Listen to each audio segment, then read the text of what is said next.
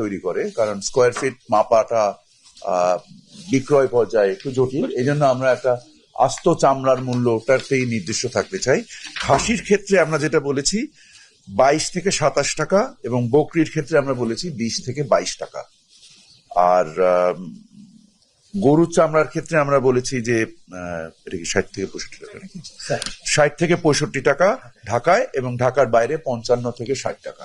But মূলত আমরা যেটাকে ইনসিস্ট করতে চাচ্ছি বা যেটাকে আমরা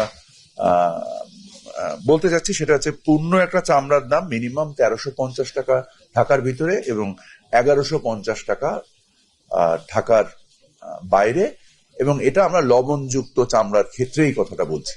তারা স্থানীয় পর্যায়ে এটা সংরক্ষণ করবে, এবং সংরক্ষণ উপযোগী করার জন্যই আমরা এই 30,000 টন লবণ সারা দেশে মাঠ প্রশাসন, সরকারি যে মাঠ প্রশাসন আছে তাদের মাধ্যমে আমরা এটা পৌঁছে দিব।